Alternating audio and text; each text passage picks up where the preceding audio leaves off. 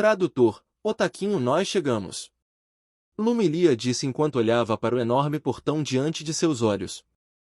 As pessoas faziam fila para entrar no país chamado Império Eterno. Já faz um tempo desde que deixamos este lugar. Brian disse e Lynn acenou com a cabeça. Os três vieram para o Império Eterno para se tornarem alunos de uma de suas mais famosas academias, a Academia Living. Nesta academia, a maioria dos alunos aqui tem um grande potencial.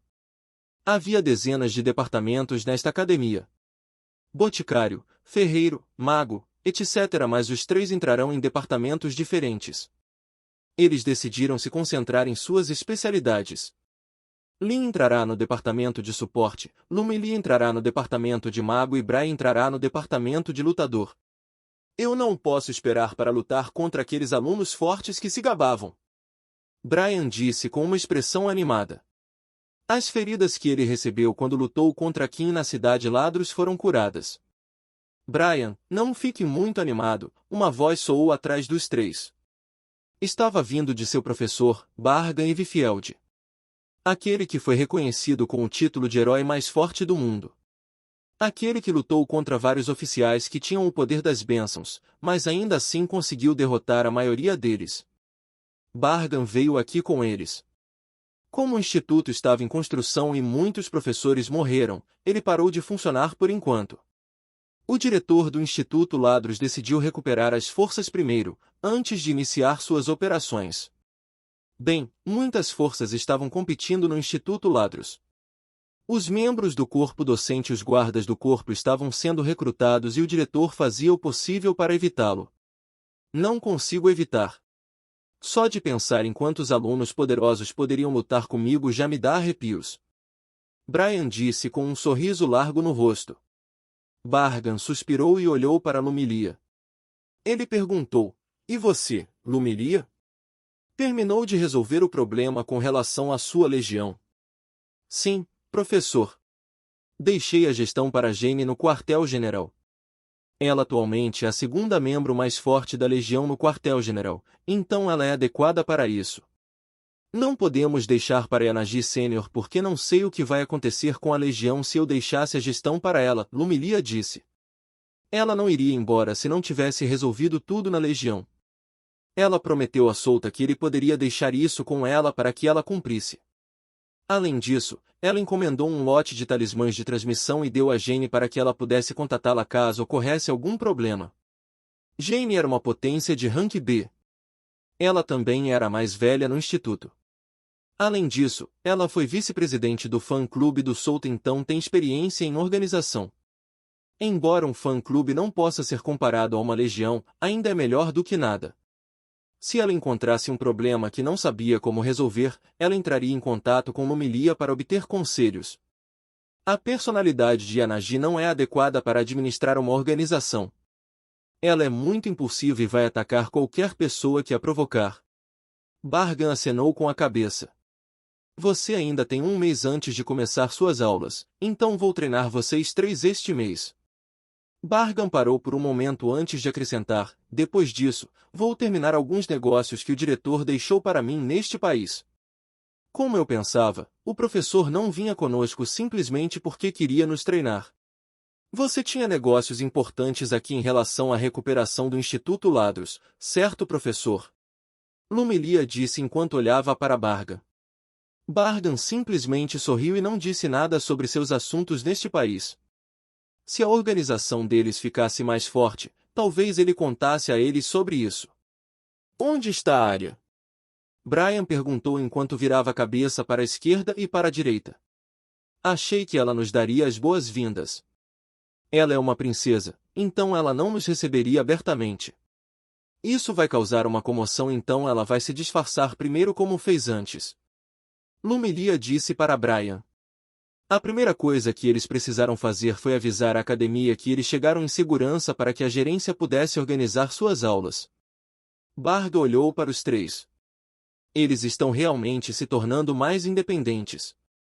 Principalmente, Lumilia.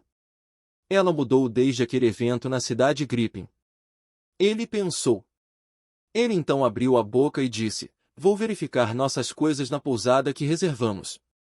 Então, vocês três podem ir para a academia e terminar seus negócios lá. Vou começar a treinar vocês três amanhã, então não se esqueçam disso. Assim que terminou de dizer essas palavras, Bargan se virou e saiu enquanto acenava com a mão. Obrigado, professor.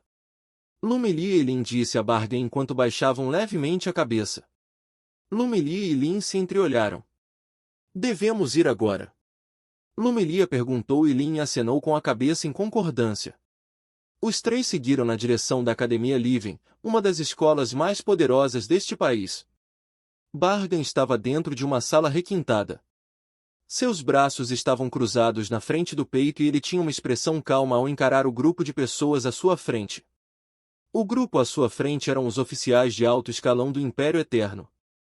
Todos eles pareciam jovens e bonitos, embora a maioria deles tivesse 70 anos. Eles eram elfos e sua expectativa de vida era 3 vezes maior do que os humanos comuns. Barga abriu a boca e perguntou, você ouviu a notícia, certo? Sobre Lyssin Vastes? Os funcionários do meio ergueram as sobrancelhas.